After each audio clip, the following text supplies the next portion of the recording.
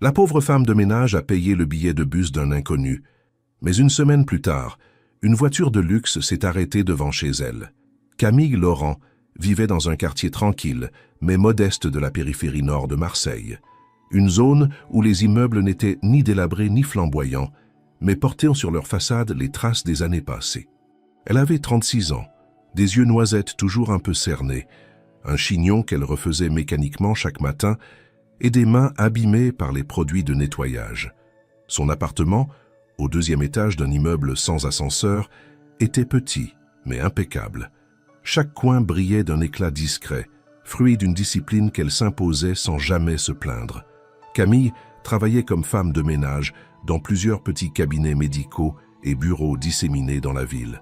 Elle se levait tous les jours à 5 heures du matin, préparait un petit déjeuner simple, tartines, un verre de lait, parfois un fruit quand le budget le permettait, puis réveillait son fils Théo, âgé de 8 ans. Elle l'habillait, vérifiait son cartable et le déposait à l'école avant de courir vers le premier arrêt de bus. Son quotidien était chronométré au détail près. Chaque minute comptait. Elle avait calculé les trajets, les temps de correspondance, les pauses, tout cela pour jongler entre ses différents contrats. Les fins de mois étaient toujours une équation serrée, mais elle s'en sortait, grâce à une rigueur presque militaire. Les extras, comme un jouet pour Théo ou un dessert en plus, étaient rares et planifiés. Pourtant, jamais elle ne laissait transparaître l'inquiétude. À ses yeux, son rôle était de maintenir la stabilité pour Théo, de lui offrir une enfance aussi normale que possible, malgré les circonstances. Camille n'avait pas de famille proche. Les grands-parents de Théo étaient décédés, et le père de l'enfant avait disparu avant même la naissance. Elle n'avait plus de nouvelles de lui depuis bientôt 9 ans. Elle n'en parlait jamais. Elle préférait se concentrer sur le présent, son travail, son fils et les tâches du quotidien. Elle n'attendait rien de personne, ni compassion, ni miracle. Elle avançait simplement comme elle l'avait toujours fait. Ce matin-là, le ciel était couvert et une fine bruine tombait sur les trottoirs. Camille, vêtue de son imperméable vert foncé et tenant un parapluie noir légèrement déchiré sur un côté, marchait à pas rapide jusqu'à l'arrêt de bus. Le sol était glissant, mais elle connaissait chaque fissure du trottoir, chaque plaque d'égout traîtresse. Arrivée au point d'arrêt, elle salua d'un signe de tête les visages familiers. Une vieille dame avec son chariot à roulettes, un adolescent casque vissé sur les oreilles et un jeune homme au regard vide qu'elle croisait depuis quelques semaines.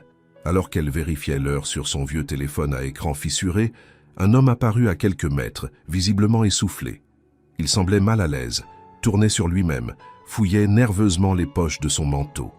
Camille le remarqua sans vraiment y prêter attention au début. Elle s'accrochait à ses habitudes, à cette routine qui, aussi banale soit-elle, représentait une forme de sécurité. Mais ce jour-là, quelque chose était différent. Peut-être était-ce l'expression dans les yeux de l'homme, un mélange d'angoisse et de désespoir discret, ou simplement l'instinct d'une femme habituée à observer sans juger. Elle le regarda plus longuement, intriguée malgré elle. Il n'avait pas l'air d'un sans-abri ni d'un fauteur de troubles. Son manteau, bien que froissé, semblait de bonne qualité, et ses chaussures, bien que mouillées, n'étaient pas usées. Camille détourna les yeux quand le bus arriva au coin de la rue. Elle serra son sac contre elle, prête à monter, déjà en train de calculer mentalement les étapes de sa matinée. Mais elle ne savait pas encore que cette journée, pourtant semblable à toutes les autres, allait dévier de sa trajectoire habituelle. Elle ignorait encore qu'un simple geste allait ébranler les fondations mêmes de son existence discrète. Ce n'était qu'un mardi ordinaire à Marseille, un jour banal, une routine familière, un trajet répété 100 fois. Et pourtant, au fond d'elle, un pressentiment étrange se faisait sentir, comme si le vent marin avait apporté avec lui un changement silencieux. Elle inspira profondément, observant les gouttes de pluie glisser sur la vitre du bus. Derrière elle, l'homme au regard perdu hésitait encore à franchir le pas, et la roue du destin, elle, venait tout juste de commencer à tourner. Camille venait à peine de poser un pied dans le bus que l'homme l'interpella d'une voix tendue, presque honteuse. Elle se retourna. Il se tenait là, les cheveux en bataille, le visage ruisselant sous la pluie fine, les mains tremblantes. Il avait la trentaine, la barbe de quelques jours et des yeux qui trahissaient la fatigue autant que l'inquiétude. Il bredouilla « Excusez-moi, madame, je suis désolé de vous déranger, mais J'ai perdu mon portefeuille ce matin. Je dois absolument me rendre à une entrevue. C'est important. Et je n'ai pas de quoi payer le ticket. » Il ne tendait pas la main. Il ne suppliait pas. Il expliquait. Camille sentit d'abord une légère méfiance, un réflexe instinctif forgé par des années de prudence. Mais il n'y avait ni manipulation ni exagération dans son regard. Seulement cette peur nue de rater quelque chose d'essentiel. Elle jeta un coup d'œil vers le chauffeur qui commençait à s'impatienter. Les autres passagers la regardaient, certains curieux, d'autres agacés. Camille sentit son cœur battre un peu plus fort, non pas par crainte mais à cause de cette urgence qu'elle lisait dans les traits de l'homme. Sans réfléchir davantage, elle ouvrit son petit portefeuille usé, sortit une carte et valida un deuxième ticket avec son passe mensuel. « Montez », dit-elle calmement en lui tendant le bras. « Je paie votre passage. » L'homme la fixa, éberlué. Il resta un instant immobile, comme s'il ne croyait pas à ce geste. Puis il hocha la tête, murmura un « merci » de tout cœur, à peine audible, et monta dans le bus à sa suite. Il ne tenta pas de s'asseoir à côté d'elle. Il alla plutôt s'installer près de la porte arrière, le regard tourné vers la vitre embuée. Camille s'assit à sa place habituelle, en silence. Le bus démarra. Pendant les 20 minutes suivantes, elle n'y pensa presque plus. Son esprit repartit vers ses obligations, les sols à récurer, les produits à mélanger, les horaires à respecter. Et pourtant, une petite voix dans sa tête, persistante, continuait à lui rappeler l'expression sur le visage de cet inconnu. Une peur authentique, une urgence sincère et un soulagement qui avait transpercé sa voix quand elle avait dit oui. Elle descendit quelques arrêts plus loin. Comme toujours, elle pressa le pas jusqu'au premier bureau où elle travaillait, salua la réceptionniste d'un signe de tête et commença sa tâche sans un mot. Ses collègues habituels n'étaient pas encore arrivés et la solitude du matin lui permit de réfléchir. Elle ne savait rien de cet homme, pas son nom, pas sa destination, pas son histoire, seulement qu'il avait dit la vérité, ou du moins ce qu'elle croyait en être.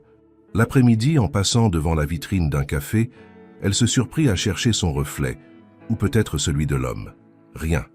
Juste son propre visage, mouillé par une nouvelle ondée, fatigué comme toujours. Le reste de la journée passa sans incident, rythmé par les tâches répétitives, désinfectées, dépoussiérées, organisées. Quand elle alla chercher Théo à l'école, il lui sauta dans les bras, joyeux comme tous les jours. « Maman, il y avait une marionnette aujourd'hui. Et elle a fait un dragon qui crache du feu. » Elle sourit. Son fils était le centre de sa vie. Rien ne la faisait plus vibrer que le son de sa voix. Elle l'écouta raconter son après-midi, tout en pensant, au fond de son esprit, à l'homme du matin. Où était-il maintenant? Avait-il réussi à arriver à temps? L'entrevue s'était-elle bien déroulée? Le soir venu, après le dîner, elle étendit le linge sur le petit balcon et s'assit un instant près de la fenêtre. Elle regardait les lumières de la rue, le passage irrégulier des voitures, les volets qui se fermaient. Ce geste du matin, elle ne le regrettait pas. Elle n'avait pas beaucoup, mais elle savait ce que c'était que d'être seule, sans solution. Elle connaissait trop bien ce sentiment de se heurter à l'indifférence du monde, et pourtant, elle ne s'attendait pas à quoi que ce soit. Elle n'attendait jamais rien en retour. Elle avait simplement tendu la main une fois, sans réfléchir, sans calcul. Et ce geste, qu'elle croyait anodin, allait bientôt bouleverser sa vie d'une manière qu'elle n'aurait jamais pu imaginer. Les jours passèrent avec leur cortège habituel de réveils précoces, de trajets en bus, de lessives, de repas simples et de soirées passées à aider Théo avec ses devoirs. Marcella continuait de respirer au rythme du quotidien de ses habitants et pour Camille, tout semblait être rentré dans l'ordre. Le souvenir de l'homme du bus, bien que toujours présent, s'estompait peu à peu sous le poids des responsabilités. Elle ne s'attendait pas à recevoir des nouvelles de lui. En réalité, elle n'avait même pas pensé à demander son nom. Ce qu'elle avait fait, elle l'avait fait sans arrière-pensée. Ce n'était ni une dette, ni une attente. Mais il restait en elle une sensation étrange, comme une porte entr'ouverte dans un couloir qu'elle croyait avoir exploré entièrement. Une possibilité qu'elle n'osait nommer, un mystère suspendu dans l'air. Parfois, alors qu'elle attendait son bus, elle jetait un regard autour d'elle, comme si elle espérait vaguement revoir ce visage perdu sous la pluie. Rien. Le même vieil homme, avec sa casquette, la mère débordée avec sa poussette, le lycéen toujours plongé dans son téléphone. L'homme n'était plus là. Il avait disparu aussi vite qu'il était apparu. Une nuit, alors qu'elle veillait tard pour repasser les chemises de Théo, elle se surprit à imaginer l'issue de cette fameuse entrevue. Avait-il obtenu le poste? Était-ce un emploi qui pouvait changer sa vie? Avait-il une famille, un endroit où retourner? Elle ne savait rien de lui, mais son esprit construisait des scénarios. C'était peut-être un ingénieur en reconversion, un ancien cadre tombé en disgrâce, un rêveur en quête d'une seconde chance. Peu importait au fond. Ce qui l'avait marqué, c'était l'expression dans ses yeux. Ce besoin de croire que quelqu'un un jour dirait simplement « Je peux vous aider ». Camille ne partagea rien de tout cela avec Théo. Pour lui, sa maman était un roc, un pilier de constance. Elle préférait que son fils la voie comme forte et tranquille, même si au fond d'elle, 1000 pensées tourbillonnaient. Elle ne voulait pas lui montrer ses doutes, ni ses curiosités. Elle n'avait jamais eu le luxe de se laisser distraire. Le samedi suivant, alors qu'elle faisait ses courses au marché du quartier, elle crut entendre un homme prononcer un « merci de tout cœur » à une marchande. Elle se retourna vivement, mais ce n'était pas lui. Une autre silhouette, une autre voix. Elle sourit malgré elle, un peu déçue. Elle ne comprenait pas pourquoi ce souvenir lui restait si vif. Peut-être parce qu'il représentait un moment de rupture dans son train-train, un instant où elle avait été autre chose qu'une femme invisible dans la foule. Le soir même, en nettoyant la petite cuisine, elle repensa à une phrase que sa grand-mère lui répétait souvent. « Le bien qu'on fait revient toujours, mais jamais comme on l'attend. » Elle avait alors haussé les épaules, poursuivant son ménage sans y prêter plus d'attention. Mais ce soir-là, ces mots résonnaient différemment. Ils flottaient dans sa tête comme une mélodie oubliée, réveillée par hasard. Une semaine entière s'écoula sans que rien ne vienne troubler le quotidien. Camille cessa peu à peu de guetter l'inattendu. Elle retourna à sa routine avec la même précision, rangeant au fond de sa mémoire cet épisode fugace. C'était un souvenir de plus, une histoire comme tant d'autres, peut-être pas si différente d'un rêve éveillé.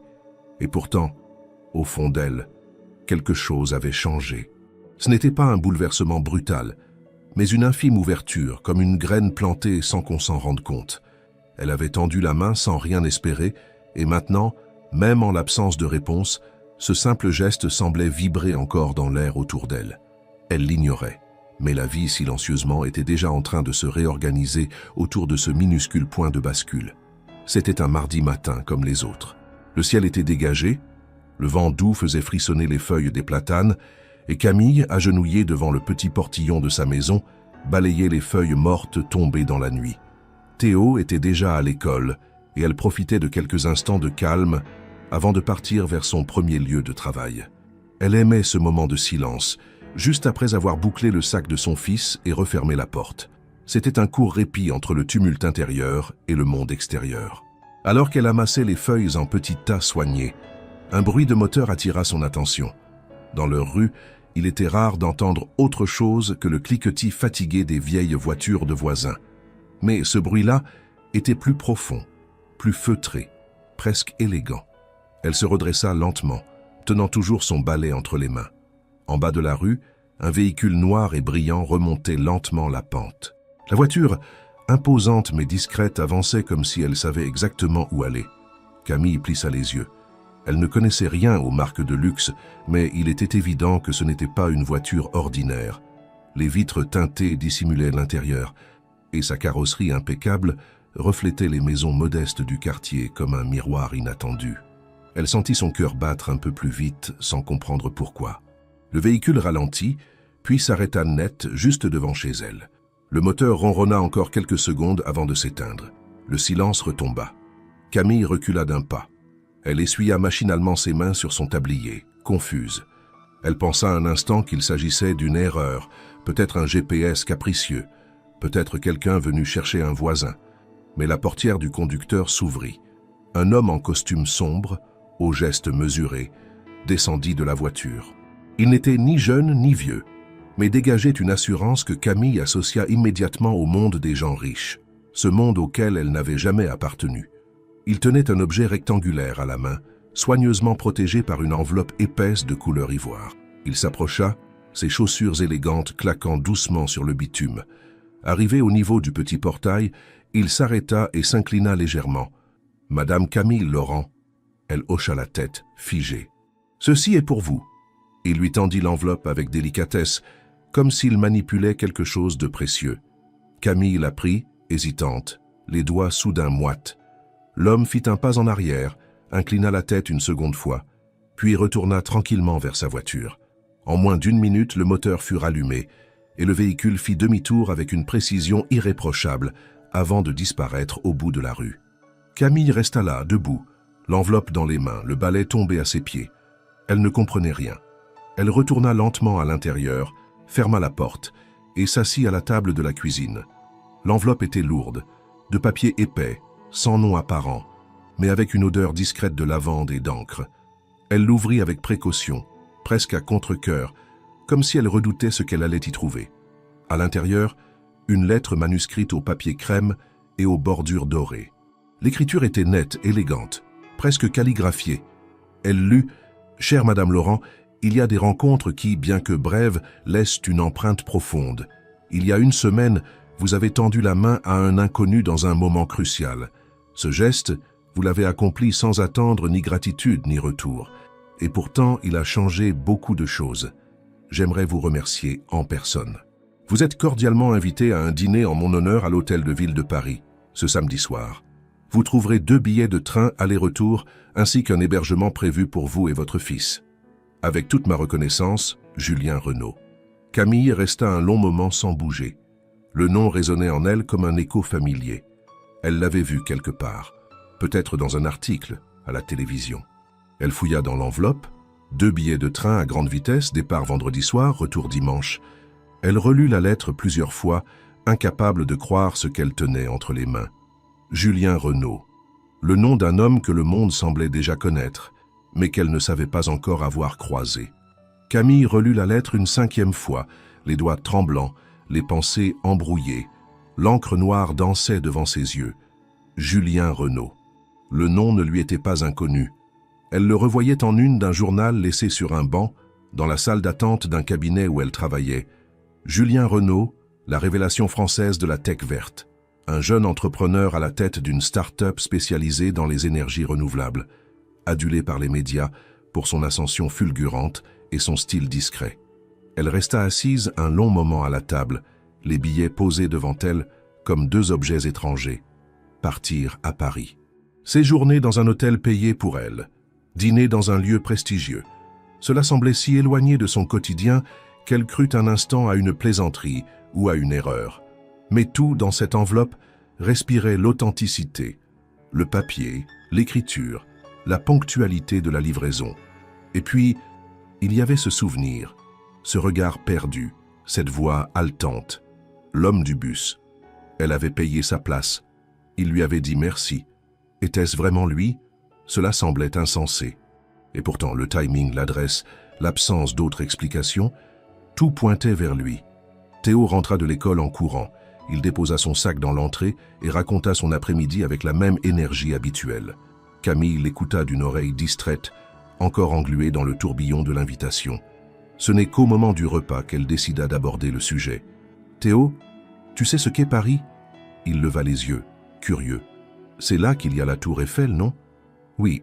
Tu aimerais y aller, si on avait l'occasion. » Il hocha la tête vivement, un large sourire aux lèvres. « Oh oui, on pourrait monter tout en haut ?» Elle sourit faiblement. Peut-être.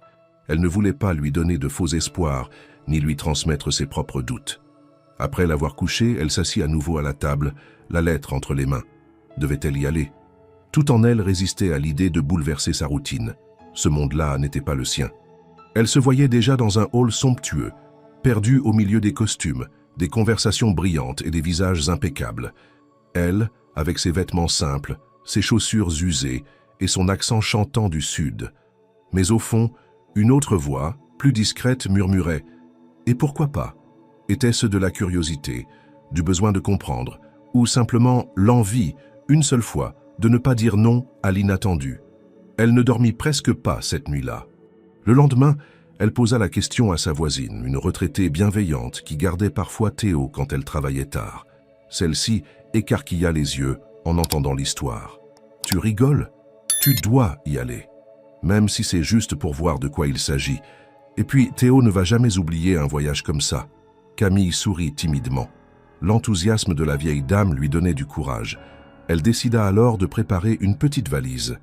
2 pantalons, 2 chemises, une robe propre qu'elle n'avait pas mise depuis des années, et les baskets les moins abîmées. Pour Théo, quelques vêtements bien pliés et son doudou préféré. Elle n'avait pas de valise élégante, juste un vieux sac à roulettes, mais elle le nettoya soigneusement. Vendredi soir, à la gare Saint-Charles, elle tenait Théo par la main. Il sautillait d'excitation. Elle, en revanche, était tendue, presque raide, les yeux fixés sur le quai. Lorsque le train arriva, imposant et majestueux, elle sentit un frisson lui traverser la colonne vertébrale. C'était comme passer une frontière invisible. Le trajet se déroula dans un silence relatif. Théo collait son nez à la vitre, fasciné par la vitesse. Camille, elle, observait les autres passagers, cadres dynamiques, touristes élégants, étudiants fatigués. Elle se sentait différente, en décalage, mais étrangement sereine. À leur arrivée à Paris, un chauffeur les attendait avec une pancarte. Il parlait peu mais avec politesse. Il les conduisit jusqu'à un petit hôtel discret près de l'hôtel de ville où une chambre les attendait. Camille n'en croyait pas ses yeux. Un lit douillet, une salle de bain en marbre, des serviettes pliées en éventail. Le lendemain soir, vêtue de sa robe repassée, elle prit un taxi avec Théo. En approchant de l'hôtel de ville illuminé, elle sentit son cœur tambouriner dans sa poitrine. Ce lieu semblait sortir d'un rêve. Grandes colonnes, lustres éclatants, tapis rouge déroulé jusqu'à l'entrée. Elle serra la main de Théo, tremblante. À l'intérieur, un hôte les guida jusqu'à une salle plus intime, décorée avec goût. Et là, au fond de la pièce, debout près d'une table dressée, un homme se leva à leur approche. Il avait changé. Bien coiffé, vêtu d'un costume sobre mais coûteux, il dégageait une présence assurée. Mais ses yeux étaient les mêmes. « Camille, dit-il en s'avançant, je suis Julien Renaud, l'homme du bus. » Camille sentit ses jambes vaciller un instant. Elle n'aurait su dire si c'était la fatigue, le stress du voyage ou simplement la surprise de voir confirmer cette intuition qui lui avait semblé si improbable. Julien Renaud, le jeune magnate de la technologie verte, l'homme dont on parlait dans les magazines économiques, était bel et bien le même homme qu'elle avait aidé, trempé et perdu, à un arrêt de bus de Marseille. Julien s'approcha avec une douceur presque solennelle. Il n'avait rien de l'arrogance que Camille s'attendait à rencontrer chez un homme de son rang. Il avait la voix calme, posée, presque fragile. « Vous m'avez tendu la main sans me demander qui j'étais, sans attendre rien en retour. Ce geste m'a bouleversé plus que vous ne pouvez l'imaginer. » Camille, encore figée, lança un regard discret vers Théo, qui observait la scène en silence, tenant toujours sa main. « J'ai simplement fait ce que je pensais juste, murmura-t-elle. N'importe qui aurait pu... » « Non, la coupa-t-il doucement. « Justement, non. Je suis passé devant tant de visages fermés ce jour-là. Personne n'a levé les yeux. Personne ne m'a écouté. Sauf vous. » Il l'invita à s'asseoir. La pièce où il se trouvait était privée, à l'écart de la grande réception que Camille pouvait apercevoir à travers une porte entr'ouverte. Là-bas, des rires, des verres qui s'entrechoquent, des conversations feutrées. Mais ici, tout semblait suspendu, intime. Un serveur apporta des jus de fruits pour Théo et un plateau de douceur française. L'enfant, à l'aise comme toujours dans les endroits nouveaux, s'installa sagement, grignotant avec gourmandise tout en écoutant les adultes d'un air curieux. Julien prit place en face de Camille, et pour la première fois depuis leur rencontre, ils purent réellement se regarder. Elle vit dans ses yeux un mélange de fatigue et de gratitude, comme si ces derniers jours avaient été aussi agités pour lui que pour elle. « J'avais une entrevue capitale ce matin-là, » reprit-il, avec un investisseur étranger. « Je devais convaincre ce type de financer la dernière phase de mon projet. Sans cette entrevue, ma start-up était finie. Il me restait rien. Plus d'argent, plus d'options. Et j'ai perdu mon portefeuille. J'étais prêt à tout abandonner. » Il se pencha légèrement vers elle, les mains jointes. « Et puis vous êtes arrivés. Simplement. Vous avez payé ce ticket et je suis monté dans ce bus. J'ai pu arriver à temps. L'entretien s'est bien passé. Très bien même. L'homme a signé un accord de 15 millions d'euros. Et tout a changé du jour au lendemain. » Camille ouvrit la bouche, mais aucun son n'en sortit. 15 millions d'euros. Ces mots sonnaient comme une autre langue. Elle ne savait pas si elle devait se réjouir ou s'inquiéter de faire partie de cette histoire désormais. Julien sourit doucement. « Je ne suis pas ici pour vous impressionner avec des chiffres. Je suis ici parce que, dans cette vie où tout va trop vite, votre geste m'a ramené à quelque chose de fondamental, l'humanité, la bonté pure, et je refuse de laisser ça passer comme une simple anecdote. » Il fit une pause, puis ajouta « Je veux vous remercier, mais pas seulement avec des mots, pas avec un chèque non plus. Je veux vous offrir une autre voie, un projet. » Camille fronça légèrement les sourcils. « Un projet? Oui, quelque chose de plus grand que nous deux. Mais je ne veux pas vous effrayer.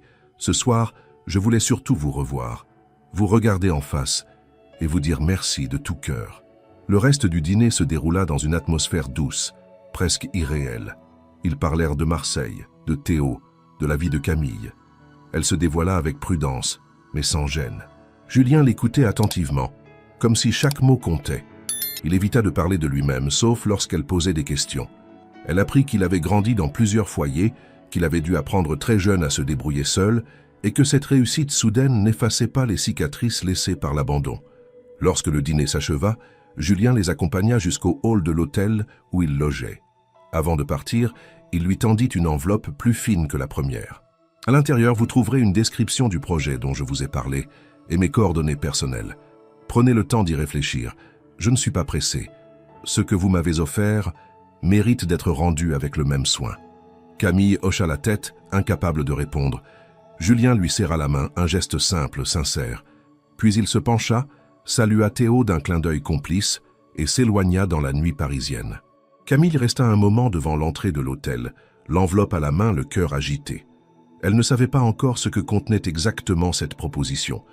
Mais une chose était certaine, sa vie venait, pour la seconde fois en une semaine, de basculer sans qu'elle ne l'ait demandé. De retour dans la chambre d'hôtel, alors que Théo dormait déjà, profondément enfoui sous la couette blanche, Camille s'assit au bord du lit, l'enveloppe entre les mains. Elle la tourna lentement, l'observant comme si elle était vivante. Elle n'était pas particulièrement épaisse, mais sa présence semblait peser dans l'air, comme un choix suspendu, une ouverture, une promesse. Elle l'ouvrit finalement, avec prudence. À l'intérieur, plusieurs feuilles soigneusement agrafées, un document imprimé accompagné d'une courte note manuscrite. L'écriture de Julien, fine et claire. « Camille, voici le projet dont je vous ai parlé. Prenez le temps de lire. Je ne vous demande rien, si ce n'est d'y réfléchir avec le même cœur que celui que vous aviez à l'arrêt de bus. » Le document décrivait une initiative sociale d'envergure portée par sa fondation récente, un programme d'insertion professionnelle et de réinsertion sociale destiné exclusivement aux femmes en situation de précarité. Le projet nommé Élan solidaire visait à créer des espaces d'accueil, de formation et d'emploi pour celles qui, comme Camille, avaient été ignorées trop longtemps par le système. Mais ce n'était pas tout. Une section entière était dédiée à un sous-programme pilote intitulé Le Pari de Camille, un hommage clair, direct à son geste. Il ne s'agissait pas d'un simple nom symbolique. Julien voulait que Camille en soit la cofondatrice, la figure de référence, l'inspiration vivante. Il expliquait vouloir bâtir avec elle, en s'appuyant sur son expérience de terrain, sa dignité silencieuse, son regard sur la réalité. Le poste proposé était audacieux, conseillère en développement communautaire, avec un salaire fixe confortable, une formation complète prise en charge, un logement à Paris et une école privée partenaire pour accueillir Théo gratuitement. Il ne s'agissait pas d'un cadeau, mais d'une mission, un changement de vie radical et immédiat. Camille relut le dossier plusieurs fois. Chaque phrase semblait irréelle. Elle devenir un pilier d'un projet porté par un entrepreneur mondialement reconnu? Elle, la femme de ménage discrète, au tablier encore taché de javel, au dos fatigué par des années de travail sans répit? L'absurdité de l'idée se heurtait à une évidence insidieuse. Julien croyait en elle. Au matin, dans le train du retour, elle ne dit pas un mot du projet à Théo. Elle avait besoin de réfléchir seule, de retrouver ses repères. Marseille, vue depuis le hublot, lui parut plus grise, plus étriquée. Mais en descendant sur le quai familier, elle se sentit apaisée. Elle connaissait cette ville. Elle savait marcher sur ses trottoirs sans craindre de se perdre. Le dimanche soir, elle rangea l'enveloppe dans le tiroir de sa table de chevet et tenta de reprendre sa routine.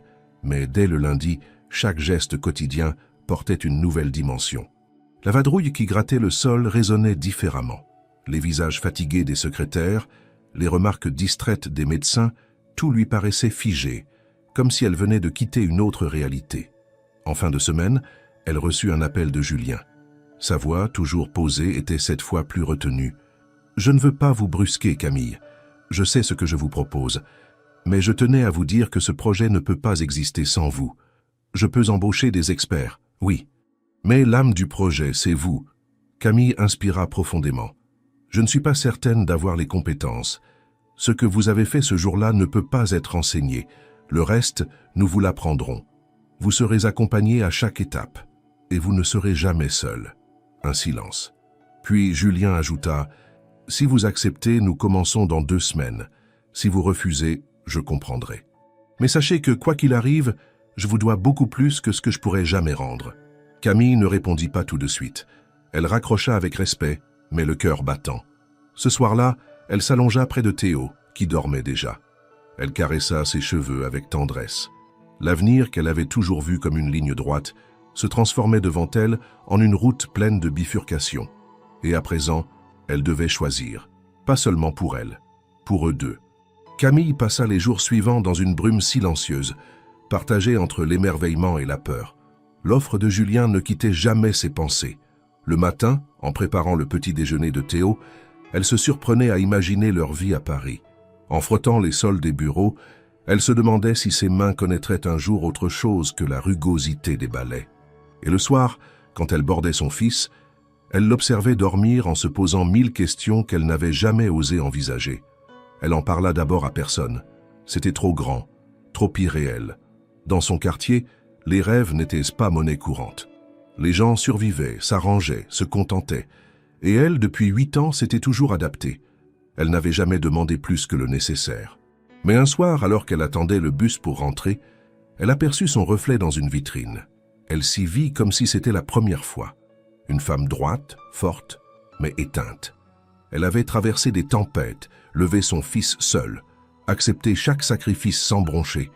Mais aujourd'hui, une porte s'ouvrait, et elle hésitait. Elle finit par en parler à Fatima, sa voisine et confidente depuis des années. Elle partageait la même cage d'escalier, les mêmes galères, les mêmes silences. C'est pas une proposition, Camille, c'est une chance. Il croit en toi. Pourquoi tu doutes encore? Camille baissa les yeux. Parce que j'ai toujours appris à me méfier. Les promesses, les projets, tout ça. Ça va, ça vient. Et puis, qui suis-je, moi, pour aller vivre à Paris? Pour travailler avec un homme comme lui? Fatima haussa les épaules. T'es une mère qui s'est toujours battue. Et si quelqu'un voit en toi ce que nous, on a toujours vu, alors peut-être que le monde est enfin prêt à ouvrir les yeux. Les mots de son ami résonnèrent longtemps. Mais la décision n'en devenait pas plus facile. Camille savait ce qu'elle laisserait derrière. Son quartier, ses repères, les gens simples mais solides autour d'elle. Et surtout, elle avait peur. Peur de ne pas être à la hauteur. Peur de tout perdre. Peur que Théo souffre d'un changement trop brutal. D'autres doutes vinrent. Ses collègues commencèrent à chuchoter quand elles la virent distraite, plus absente. Un jour, une d'elles l'arrêta dans le vestiaire. « Alors, t'as vraiment rencontré ce mec-là, Renaud? C'est ce qu'on raconte ?» Camille sentit son estomac se nouer. « Je ne sais pas ce que vous avez entendu, » murmura-t-elle. « Que t'as fait un truc un jour, et qu'il t'a invité à Paris, qu'il veut t'embaucher. C'est vrai ?» Elle ne répondit pas. L'autre sourit, mais pas gentiment. « Fais gaffe, Camille. Ces gens-là, ils donnent, mais ils reprennent plus vite encore. » Les jours suivants, le regard des voisins changea. Certains l'interrogèrent avec curiosité, d'autres avec suspicion, et quelques-uns, plus discrets, évitaient ses yeux. Comme si elle avait commis un crime en recevant une opportunité. Comme si la simple idée de sortir du lot trahissait une règle tacite. Théo, lui, n'avait pas ces barrières. Quand Camille lui parla enfin de Paris, ses yeux s'illuminèrent. « Et il y a des parcs, et des musées, et des trains sous terre ?» Elle rit. Il ne voyait pas l'angoisse, seulement l'aventure. Il n'imaginait pas ce que quitter Marseille impliquait. L'école, ses amis, sa routine, mais il lui faisait confiance, aveuglément. Elle décida d'appeler Julien un soir après avoir mis Théo au lit. Il décrocha presque immédiatement comme s'il attendait son appel. « J'hésite, » dit-elle d'emblée. « Je m'en doutais. Et c'est normal. » Il ne la pressa pas. Il l'écouta. Elle parla longuement, de sa peur de décevoir, de l'inconfort d'être projetée sous les projecteurs, de son attachement à sa vie simple. Ce que je vous propose, Camille, c'est un passage, pas une transformation. Je ne veux pas que vous deveniez quelqu'un d'autre.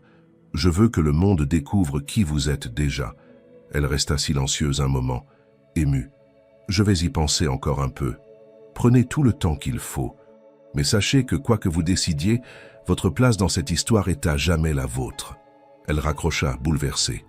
Le lendemain, elle marcha longtemps après le travail, laissant ses pas la guider jusqu'au point de bus où tout avait commencé. Le même banc, le même abribus. Le souvenir de ce jour lui revint avec une clarté douloureuse. Elle n'avait fait qu'un geste, un simple billet. Et aujourd'hui, l'univers semblait la forcer à reconnaître que ce geste, peut-être, avait révélé quelque chose en elle qu'elle n'avait jamais osé voir. Le lendemain de cette longue marche silencieuse, Camille se leva avant l'aube, incapable de trouver le repos. Elle prépara le petit déjeuner de Théo machinalement, puis une fois qu'il fut déposé à l'école, elle rentra directement chez elle, au lieu d'enchaîner avec ses heures de ménage. Elle avait prévenu ses employeurs qu'elle prenait une journée de congé, une rareté dans sa vie si réglée. Elle avait besoin de solitude, de recul, de silence. Assise à la table de la cuisine, l'enveloppe de Julien devant elle, elle tourna lentement sa tasse de café tiède entre ses mains. Elle sortit son téléphone, hésita, puis composa le numéro que Julien lui avait donné. Il répondit aussitôt, comme toujours. « Camille, j'ai besoin de parler, » dit-elle doucement. Il n'y eut qu'un murmure au bout du fil. « Je vous écoute. » Elle ne savait pas par où commencer, mais les mots vinrent, lents d'abord, puis plus fluides, comme s'ils avaient attendu toute une vie pour sortir. Elle raconta sa jeunesse, son départ du foyer parental à 17 ans, la rencontre avec un homme plus âgé qui lui avait promis le monde, puis la découverte d'une grossesse non désirée et l'abandon brutal qui avait suivi. Elle parla de ces années floues, marquées par 3 petits boulots en parallèle, les nuits sans sommeil, les jours sans chaleur, les moments où elle n'avait plus que quelques centimes pour acheter du lait. Elle évoqua l'incendie de son ancien appartement, qu'il avait laissé avec un enfant en bas âge, et 2 valises pour tout bagage. Elle se souvenait encore de l'odeur âcre de la fumée, des cris dans l'escalier, et de cette sensation quand les flammes s'étaient approchées, qu'elle n'avait plus qu'une chose au monde, Théo. « Je n'ai jamais eu le luxe de choisir, » murmura-t-elle. « J'ai toujours fait ce qu'il fallait, ce qu'on attendait de moi, et j'ai appris à me faire petite pour qu'on ne me remarque pas trop. Ça protège. » Julien ne dit rien pendant un long moment. Lorsqu'il parla enfin, sa voix était rauque comme chargée d'émotion. « Camille, je suis né sous X. Je n'ai jamais connu mes parents. J'ai passé ma vie dans des foyers. Des gens passaient, s'arrêtaient, repartaient. Parfois, ils étaient gentils. Parfois, ils me faisaient comprendre que je ne valais rien. J'ai appris à me taire, moi aussi. À ne rien attendre. Même pas de l'amour. » Il raconta les années de débrouille. L'obsession de réussir pour fuir ce passé. Les nuits passées à coder dans des cafés ouverts tard, et le moment où sa première application avait été repérée par un fonds d'investissement. Il parla de la peur de redevenir personne, malgré le succès, de la solitude amplifiée par les projecteurs, de ce jour à Marseille où tout s'était effondré. « J'ai marché longtemps ce matin-là. J'étais sur le point de tout plaquer. Mon portefeuille perdu n'était que le dernier coup. Et puis vous étiez là, un billet de bus. Et soudain, j'ai compris que le monde n'était pas que chiffres et stratégies. Il y avait encore des âmes, des vrais. » Camille sentit ses yeux se mouiller. Elle ne s'était jamais attendue à une telle connexion, à une telle compréhension. Dans leur douleur, ils se reconnaissaient. 2 solitudes qui, par un hasard inattendu, s'étaient croisées pour changer le cours de leurs existences. « Pourquoi moi ?» demanda-t-elle. « Parce que vous avez vu l'humain, pas l'échec. Parce que vous n'avez pas détourné les yeux. Et parce que je veux bâtir quelque chose avec des gens comme vous, qui savent ce que ça coûte de se relever. » Un silence s'installa. Mais ce n'était pas un vide. C'était une respiration. « Je vais y réfléchir encore, Julien. Je serai là, quand vous serez prête. » Ils raccrochèrent. Camille resta assise, longtemps. Le soleil montait lentement dans le ciel, éclairant sa petite cuisine d'une lumière dorée. Elle regarda les murs, les étagères, les objets simples de sa vie. Puis son regard se posa sur le dessin de Théo accroché au frigo. Une maison, un arbre et un bonhomme souriant tenant la main d'une femme brune. Son passé était gravé en elle, indélébile. Mais pour la première fois, elle comprenait que ce passé pouvait être autre chose qu'un poids. Il pouvait devenir un socle, une force, une vérité à partager. Et peut-être enfin un point de départ. Une semaine s'était écoulée depuis son appel avec Julien. 7 jours de réflexion, de silence intérieur, de regard posé sur sa propre vie, comme on observe une maison avant de la quitter. Camille avait tout pesé, les risques, les avantages, les doutes, les espoirs. Elle avait eu des nuits sans sommeil, des matins d'angoisse, mais aussi des élans de lucidité qui la projetaient dans un avenir qu'elle n'osait plus considérer comme impossible. Elle avait parlé avec Théo, longuement. Il avait posé des questions simples, celles d'un enfant curieux. Est-ce qu'on pourra toujours voir mamie Fatima? Est-ce que j'aurai des copains là-bas? Tu pourras me chercher à l'école? Camille avait répondu du mieux qu'elle pouvait, avec tendresse et honnêteté. Elle ne voulait pas lui vendre une vie parfaite. Elle voulait qu'il sache que c'était un nouveau départ, pas une échappatoire. Puis un soir, après avoir dîné, elle l'avait observé dessiner sur la table, concentrée. Elle s'était dit que ce qu'elle voulait le plus au monde, c'était lui offrir autre chose que cette répétition sans fin du même quotidien. Elle voulait qu'il grandisse avec l'idée que les possibilités existent, qu'un monde plus vaste l'attendait, même s'il venait d'un quartier que personne ne regardait. Alors elle avait appelé Julien. Une voix calme, déterminée, avait prononcé simplement « J'accepte ». Le silence au bout du fil avait été suivi d'une inspiration discrète. « Merci Camille. Bienvenue. » Une semaine plus tard, un camion discret était venu chercher leurs quelques affaires. Le reste, elle l'avait donné ou laissé. Dans le train vers Paris, Théo regardait les paysages défiler avec fascination. Il posait 1000 questions, riait, s'endormait un moment contre elle, avant de se réveiller à l'approche de la capitale. Camille, elle, restait droite, les mains posées sur ses genoux. Elle ne tremblait pas, elle avançait. À leur arrivée, un appartement les attendait dans le 18e arrondissement. Modeste mais lumineux, refait à neuf. 2 chambres, une cuisine claire, des meubles simples mais confortables. Théo sauta sur son lit en riant. Camille, elle, s'assit près de la fenêtre et observa la ville. Paris bruyante et immense. Paris indifférente et pleine de promesses. Le lundi suivant, elle fut accueillie par l'équipe du projet Élan Solidaire. Des visages jeunes, engagés, mais surtout respectueux. On ne la traitait pas comme une mascotte, mais comme une collaboratrice. On lui présenta les plans, les actions en cours, les premiers ateliers prévus dans les mois à venir. Un coach personnel lui fut assigné pour l'aider à comprendre les aspects administratifs, les méthodes de gestion d'équipe, la communication. Ce n'était pas facile. Elle se sentait souvent dépassée, fatiguée, tiraillée entre ce nouveau monde et ses habitudes anciennes. Mais chaque jour, elle apprenait. Elle posait des questions, prenait des notes, observait. Elle refusait de tricher. Si elle devait échouer, ce ne serait pas par orgueil. Elle voulait mériter sa place. Julien restait présent mais discret. Il laissait Camille prendre ses marques. Un jour, en passant dans son bureau improvisé, il s'arrêta devant une affiche toute simple.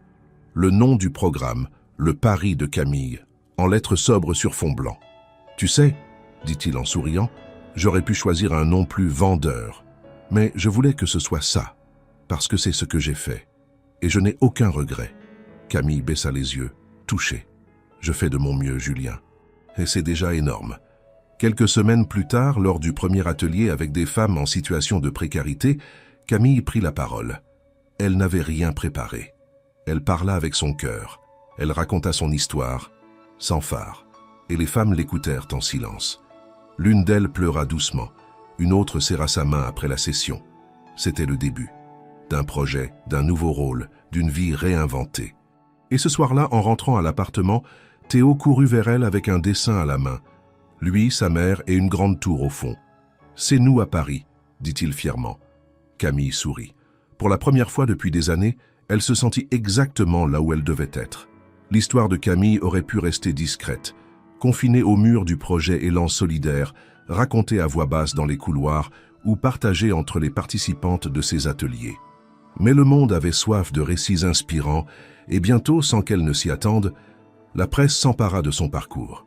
Tout commença par un article publié sur le site d'un grand quotidien national intitulé « Camille Laurent, la femme ordinaire derrière un projet extraordinaire ». On y retraçait son histoire depuis Marseille, son geste au point de bus, sa rencontre avec Julien Renaud et la naissance du programme Le Pari de Camille. L'article était bienveillant, sobre et illustré par une photo prise lors d'un atelier, où elle souriait timidement, entourée de femmes attentives. Mais ce premier texte fit boule de neige. En quelques jours, les demandes d'interview affluèrent. Journaux, chaînes de télévision, radio, tout le monde voulait parler à la femme qui avait changé la vie d'un millionnaire avec un billet de bus. Le titre était accrocheur. Le contraste entre sa vie de femme de ménage et l'univers luxueux de Julien fascinait. Camille, d'abord réticente, accepta quelques interviews, toujours à la condition de parler du projet et non d'elle-même. Elle voulait que les femmes qu'elle aidait soient au centre du récit. Elle refusait les mises en scène, les plateaux clinquants. Julien respecta son choix, la soutenant sans jamais la pousser au devant de la scène. Cependant, la lumière attire aussi l'ombre. Avec la notoriété vinrent les critiques. Certains l'accusaient d'avoir profité d'une situation. D'autres suggéraient qu'il s'agissait d'une opération de communication orchestrée par Julien. On parla de marketing émotionnel, de stratégie d'image. Quelques voix insinuèrent même qu'une relation personnelle liait Julien et Camille, comme si une femme simple ne pouvait être propulsée dans ce monde sans que des intérêts cachés n'en soient la cause. Camille encaissa en silence. Elle n'avait jamais cherché cela, mais elle ne fuya pas. Elle resta droite, concentrée sur le projet, sur les femmes qu'elle rencontrait chaque jour. Ce sont elles qui lui donnaient la force de continuer, des femmes cassées par la vie, qui retrouvaient peu à peu la dignité à travers ses ateliers. Un soir, après une émission diffusée en direct, où elle avait été interrogée sur son passé, sa chance et son rôle actuel, Camille rentra épuisée. Elle trouva Théo endormi sur le canapé, une couverture remontée jusqu'au menton. Elle s'assit à ses côtés, regarda son visage paisible et sentit une larme couler. Ce n'était pas de la tristesse, c'était un mélange de fatigue, de gratitude et d'inquiétude. Julien l'appela peu après. « Tu as été parfaite, Camille. Je déteste ça, Julien. Les projecteurs, les soupçons. Ils veulent une héroïne ou une imposture. Rien entre les deux. Je sais, mais ce que tu fais est plus fort que les titres. Et ceux qui comptent le voient. » Il avait raison, les retours des femmes qu'elle accompagnait étaient bouleversants. Certaines lui écrivaient pour la remercier, d'autres l'arrêtaient dans la rue pour lui dire que son histoire leur avait redonné espoir. Ce n'était pas du glamour, c'était du réel, du solide. Un jour, alors qu'elle animait un atelier, une jeune femme s'approcha à la fin, les yeux brillants. « Camille, si vous avez pu changer de vie, alors peut-être que moi aussi je peux. » Camille lui serra la main, les yeux dans les siens. « Pas peut-être, tu peux ?» Et c'est là qu'elle comprit que sa force ne résidait pas dans ce qu'elle avait fait, mais dans ce qu'elle inspirait désormais. Elle n'avait pas besoin de convaincre les sceptiques. Elle devait continuer chaque jour à tendre la main comme elle l'avait toujours fait, non pas par devoir, mais par conviction. La reconnaissance publique, elle la recevait sans l'attendre. Mais ce qui la nourrissait, c'était ce lien invisible entre les histoires brisées qu'elle aidait à recoller. Et dans ce tumulte médiatique, elle avançait. Pas en star, ni en symbole, en Camille.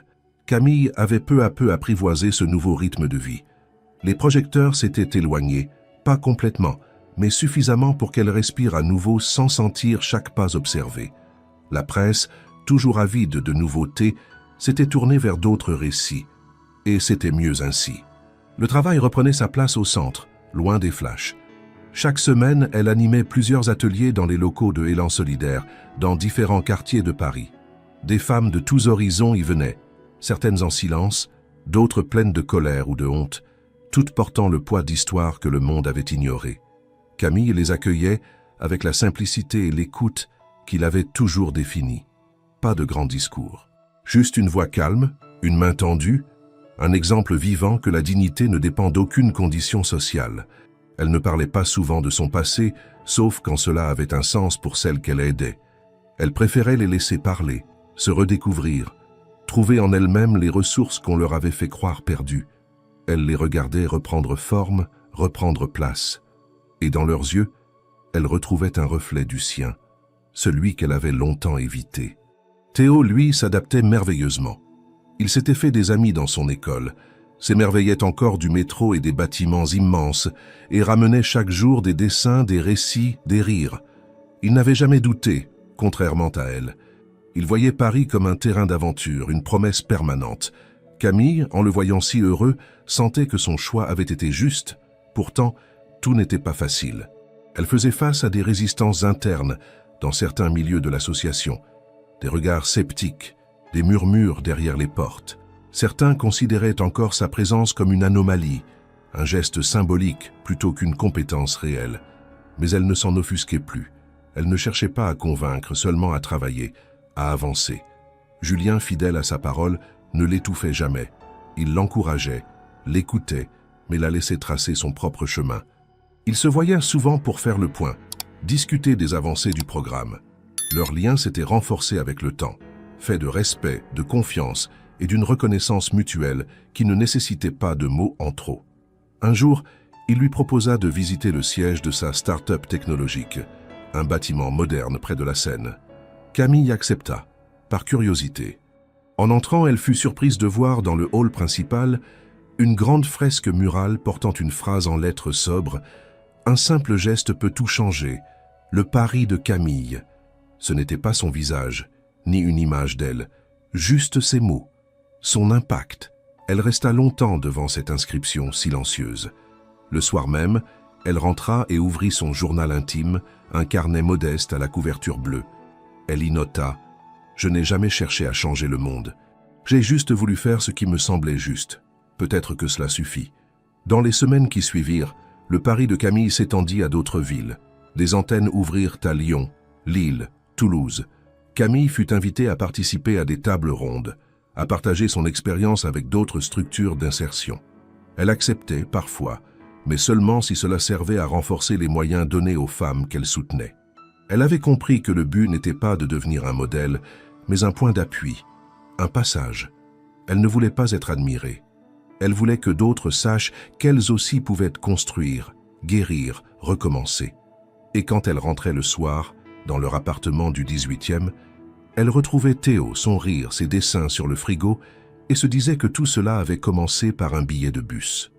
Un geste instinctif qui n'avait jamais eu l'ambition de devenir un tournant. Elle ne voulait plus fuir son passé. Elle l'intégrait. Il était là dans chacun de ses mots, dans chaque femme à qui elle tendait la main. Et désormais, elle reconstruisait, avec calme, avec but, avec cœur. Quelques mois plus tard, un courrier officiel arriva dans la boîte aux lettres de Camille.